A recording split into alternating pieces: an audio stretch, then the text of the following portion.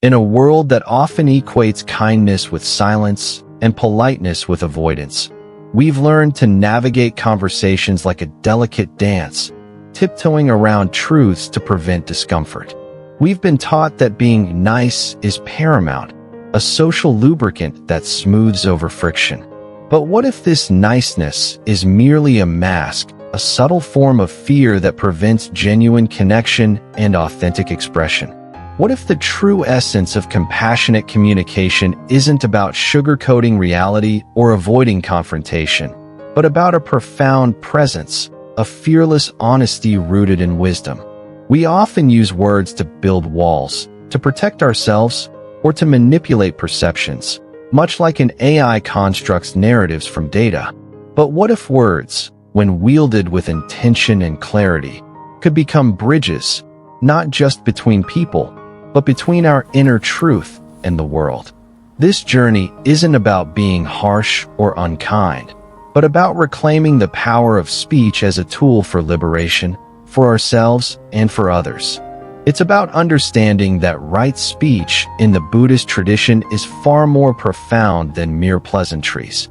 It's about speaking from a place of inner freedom, even when the truth is uncomfortable. In the time of the Buddha, there was a monk named Channa. He was known for his arrogance and his harsh speech. Even after becoming a monk, he continued to speak disrespectfully to his fellow monastics, often interrupting them and making disparaging remarks. The other monks found it very difficult to live with him, and despite repeated admonitions from the Buddha, Channa remained unyielding. He clung to his views, believing his words were always right, and saw no need to change his ways. His speech, though sometimes factually correct, lacked the essential qualities of kindness, timeliness, and benefit. It was speech born of ego, not wisdom. After the Buddha's passing, the Venerable Ananda, one of the Buddha's chief disciples, went to see Channa. Ananda gently reminded Channa of the Buddha's teachings on right speech, explaining that speech should be truthful, beneficial, timely, and spoken with a mind of loving kindness. Channa, however, remained defiant. He retorted with harsh words, dismissing Ananda's advice. The other monks, witnessing this, decided to impose the Brahmata on Channa, a severe form of social ostracism where no one would speak to him, advise him, or serve him.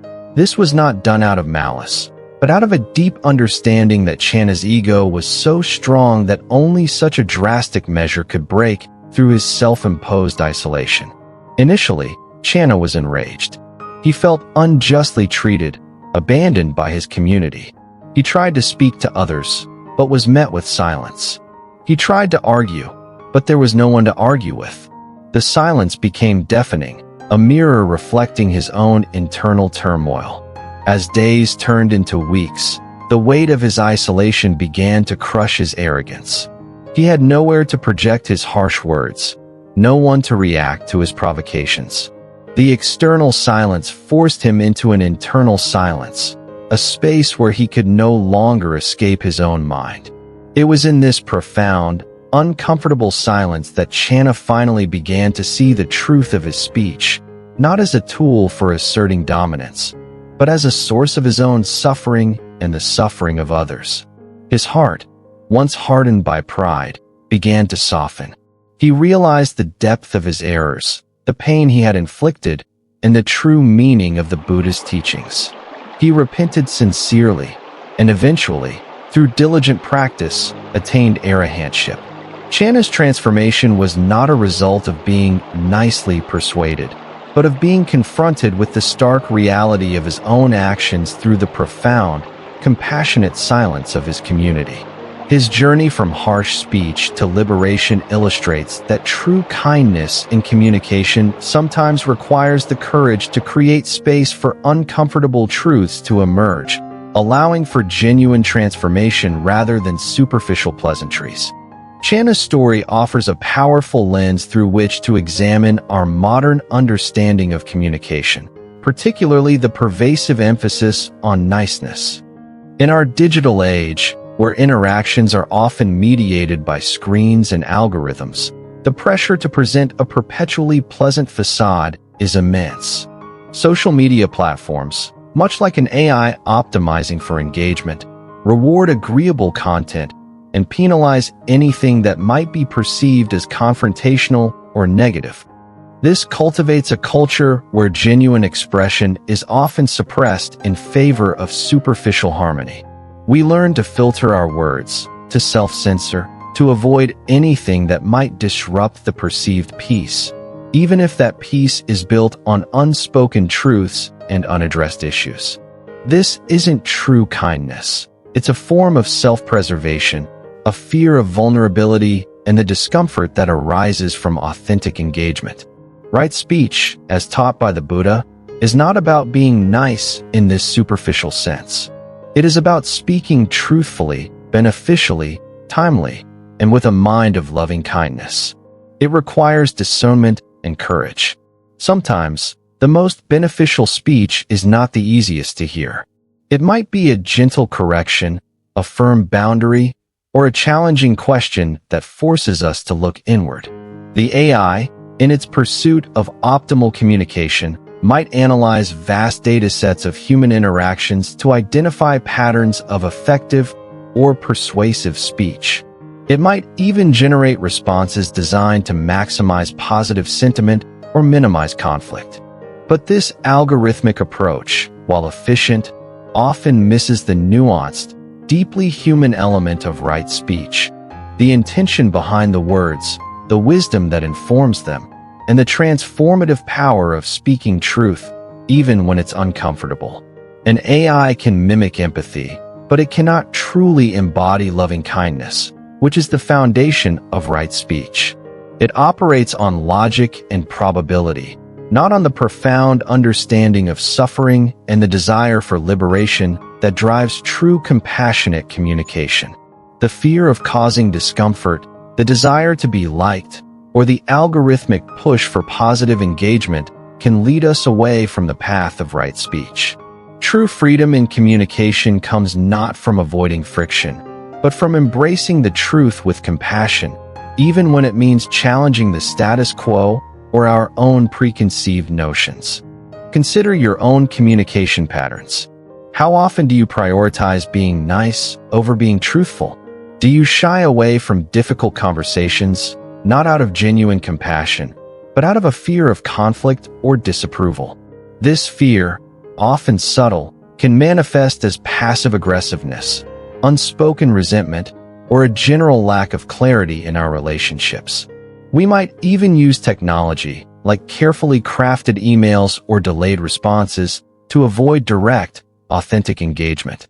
But true connection, true healing, arises from a place of honesty, even when that honesty is challenging. It's about having the courage to speak your truth, not to inflict pain, but to foster understanding and growth. It's about recognizing that silence, when it's born of fear, can be more damaging than a difficult truth spoken with loving kindness. Think about the times when someone spoke a difficult truth to you, not to hurt you, but because they genuinely cared. While it might have been uncomfortable in the moment, did it ultimately lead to greater clarity, growth, or healing? This is the essence of right speech. It's not about the pleasantness of the words themselves, but about the intention and the beneficial outcome. It's about recognizing that true compassion sometimes requires us to be brave enough to be uncomfortable, to step outside the confines of superficial niceness and engage with reality as it is. In a world increasingly shaped by AI-driven communication, where algorithms curate our feeds and suggest our responses, the human capacity for authentic, courageous speech becomes even more vital.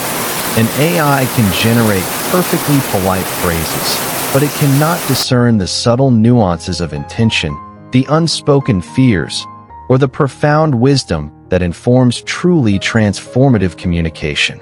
It can optimize for sentiment, but it cannot cultivate the inner freedom that allows us to speak from a place of genuine loving kindness, even when the message is challenging. This is our unique human advantage, the ability to choose truth over comfort, presence over pleasantries, and genuine connection over superficial harmony. It is a practice that cultivates inner strength, fosters deeper relationships, and ultimately leads to a more liberated way of being in the world. So, how do we cultivate right speech in our daily lives? It begins with mindful awareness. Before you speak, pause. Ask yourself, is this true? Is this beneficial? Is this timely? Is this spoken with a mind of loving kindness? This isn't about overthinking, but about cultivating a conscious intention behind your words. It's about recognizing that every word you utter has an impact, both on yourself and on others. This practice is deeply rooted in Buddhist teachings, particularly the Eightfold Path, where right speech is a fundamental component of ethical conduct. It's about understanding that our words are not merely sounds, but powerful expressions of our inner state, capable of creating harmony or discord. This mindful pause, this moment of introspection, is a direct counterpoint to the instant, often unthinking responses encouraged by rapid-fire digital communication and AI-driven conversational interfaces. While an AI can process information at lightning speed, it lacks the capacity for this profound, ethical self-reflection. It can generate text, but it cannot cultivate wisdom. Another powerful practice is to embrace silence. Not the silence of avoidance, but the silence of presence. When you are tempted to speak out of fear or to fill a void, choose silence instead. Allow yourself to sit with the discomfort, to observe your own impulses without acting on them. It is in this space of conscious silence that true clarity can emerge. This is where you can discern whether your words are truly necessary, truly beneficial, or merely a reaction. This practice also allows others the space to speak their truth, fostering a more balanced and authentic dialogue. This isn't about being mute, but about speaking with intention, knowing when to offer words and when to simply listen. It's about understanding that sometimes the most powerful communication is not verbal at all, but a deep, compassionate presence. This is particularly relevant in an age where AI-generated content can flood our information streams. The ability to discern authentic, wise speech from algorithmically optimized pleasantries becomes a crucial skill. By cultivating our own capacity for right speech, we become more attuned to truth, both within ourselves and in the world around us. In a world that often confuses niceness with genuine compassion, the practice of right speech offers a path to true inner freedom and authentic connection. This week, I invite you to observe your own speech patterns. Notice when you speak out of fear, when you prioritize pleasantries over truth, or when you avoid difficult conversations. Then, choose one instance to practice right speech. Before you speak, pause. Ask yourself, is this true? Is this beneficial? Is this timely? Is this spoken with a mind of loving kindness? Even if the truth is uncomfortable, speak it with compassion. Embrace the discomfort, knowing that true growth often lies beyond the superficial. For when we speak from a place of inner freedom, our words become a powerful force for healing, not just for others, but for ourselves.